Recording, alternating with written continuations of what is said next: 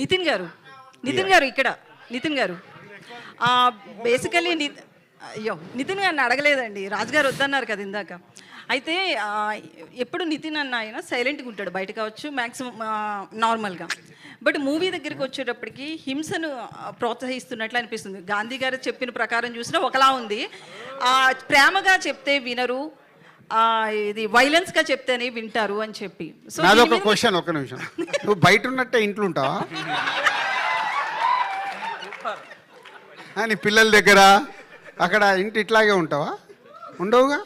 Cinema నిజ జీవితం వేరు, స్క్రీన్ మీద వేరు. స్క్రీన్ మీద సినిమాలు చూసి ఫాలో అవుతున్నారు కదా అంతా. ఇక మంచి చెప్తే మన అందరూ ఎందుకో మారట్లేదు. శతమానం భవతి తీసాము, మారారా? బలగం తీసాము, మారారా? మారరు. శ్రీనివాస కళ్యాణం అంత మంచి సినిమా తీసాం, పెళ్ళంటే విలువ అంటే చూసారా? చూడరుగా. థ్యాంక్ యూ అనేది ఒక వాల్యూ చెప్పాము, చూసారా? మార్నింగ్ షోకే రిజెక్ట్ అన్నారు. సినిమా సినిమానే. సప్తమి రాజుగారు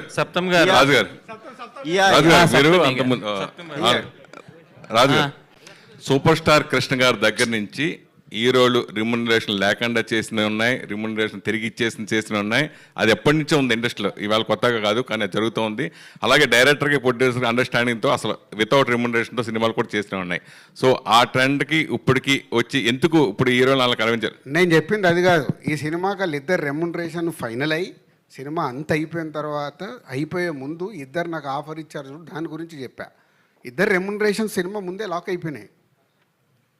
సినిమా ఫినిషింగ్లో ఉన్నప్పుడు డైరెక్టర్ వచ్చి ఇది ఉంది సార్, ఇది ఉందని చెప్పి అప్పుడే ఓపెన్గా, నేను అలా డల్గా ఇది నంబర్లన్నీ వేస్తుంటే పెన్ను తీసుకొని ఇవి నా రెమ్యునరేషన్ ఇక నుంచి వద్దు సార్. అలాగే నితిన్ దగ్గర ఇలా డిస్కషన్ వచ్చినప్పుడు, అంకుల్ మీరు ఎంత పంపిస్తే నాకు అంతే రెమ్యునరేషన్ ఈ సినిమాకి. దాన్ని అప్రిషియేట్ చేస్తున్నాను. రెమ్యునరేషన్లు అన్నీ ముందే మాట్లాడుకుంటాం.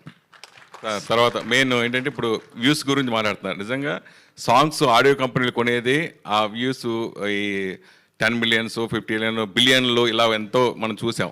సో ఈ ఎఫెక్ట్ ఆడియో కంపెనీల మీద కొట్టదా? మీకు వాళ్ళు కొనే అంత డబ్బులు పెట్టి కొంటారు కదా వాళ్ళు. అసలు కొట్టదు.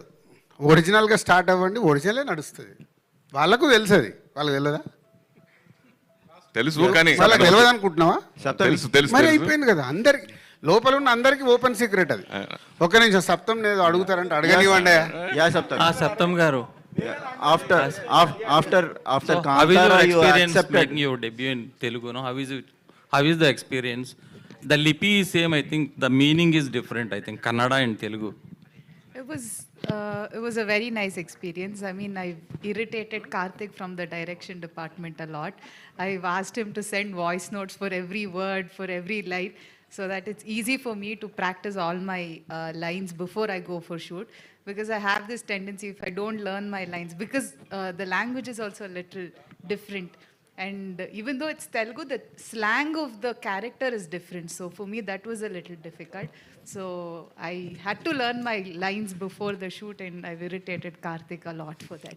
But it was a very nice experience. I mean, shooting in Araku was very, very beautiful. Saptami, one more thing. ఇందాక వేణు ఆయన పర్సనల్ లైఫ్లో చెప్పాడు కదా, ఈ సినిమాలో వీళ్ళు 6, లయ గారు అండ్ సప్తమి అండ్ ఈవిడ అండ్ డాటర్ అండ్ వర్ష, వీళ్ళు 5 చుట్టే, హీరో చుట్టూ వీళ్ళు 5 ఉంటారు. So that's the main concept of the film, cinema అంతా. అంటే ఆవిడ ఎక్స్ట్రాడినరీగా చేసింది. రేపు స్క్రీన్ మీద మీరు చూసినప్పుడు అంటే డిఫరెంట్. లయ గారు ఒక సిస్టర్గా డిఫరెంట్గా చేసింది. ఈవిడ క్యారెక్టర్ అయితే ఇక్కడ చూసేదానికి ఇందాక వేణు చెప్పినట్టు డిఫరెంట్, వర్ష డిఫరెంట్. ఇట్లా అందరి చుట్టూ ఒక కొత్తగా కనిపిస్తుంది. నితిన్ చుట్టూ వీళ్ళందరూ ఉంటారు. వేణుగారు, ఈ ట్రైలర్స్ కట్ చేసి 2 months అయిపోయింది, ఆల్మోస్ట్ 2-3 months అయిపోయింది కదా. 6 నెలలు అయింది. 6 నెలలు. సో ఇది సంక్రాంతికి వస్తుంది. 6 నెలలు సంక్రాంతిలో అప్పుడు యాడ్ చేద్దాం అనుకుని చేసిన ట్రైలర్. సో ఇన్ని రోజులు హోల్డ్ చేయడానికి రీజన్ ఏంటి? అండ్ రిలీజ్ తర్వాత మళ్ళీ రిలీజ్కి ముందు ఇంకో రిలీజ్ ట్రైలర్ ఎక్స్పెక్ట్ చేయొచ్చా? యాక్చువల్గా దీన్ని హోల్డ్ చేయడానికి కారణం ఏంటంటే అండి, ఈరోజు ఎవరో రాశారు, యాక్చువల్లీ దట్ ఈస్ రైట్ అండి. నాకు ఈ సినిమాని టీజర్ ఇవ్వాలని లేకుండే అండి. రాజుగారు అడిగారు టీజర్, నేను టీజర్ ఇవ్వలేదండి ఈ సినిమాకి. తర్వాత నేను సాంగ్ ఇవ్వలేదండి. I just want to come with the trailer from the beginning. నాకు ఈ సినిమా ప్రమోషన్ ట్రైలర్తో మొదలెట్టాలని ఉంది. నేను యాక్చువల్లీ ఎవరిది ఎలాంటి ప్రమోషన్ చేయలేదు. This is the first promotion. Actually Laya గారు వస్తున్నారు, వెల్కమ్ లయ గారు అని కానీ, సప్తమి గురించి కానీ, స్వసిక గారి గురించి కానీ ఎవరి గురించి వెళ్ళలేదు. ఎందుకు వేయలేదని అంటే నా సినిమా జరుగుతున్నప్పుడు హీరో గారు వేరే సినిమాలు జరుగుతున్నాయి, అవి రిలీజ్ అవుతున్నాయి ముందు. I don't want to collide my promotion with the other films, అందువరకు నేను చేయలేదు. ప్లస్ మా రిలీజ్ డేట్ తెలియకుండా నేను ట్రైలర్ ఇవ్వనని చెప్పాను. రిలీజ్ డేట్ నాకు కన్ఫామ్గా తెలిస్తేనే నేను ట్రైలర్ ఇస్తానన్నాను. నా రిలీజ్ డేట్ కన్ఫర్మ్ అయిన తర్వాత మీకు ట్రైలర్ వచ్చింది. డెఫినెట్గా ఇంకో ట్రైలర్ ఇస్తానండి. ఈ సినిమాలో చాలా ట్రైలర్ కట్ చేసుకున్నంత కంటెంట్ ఉంది. ఎందుకంటే మనకు కొన్ని అంటే డిఫరెంట్ ఎమోషన్స్ ఉన్నప్పుడు మనకు ట్రైలర్కి మంచి కంటెంట్ ఉంటుంది. డెఫినెట్గా రిలీజ్కి ఇంకొక రిలీజ్ ట్రైలర్ ఇస్తానండి.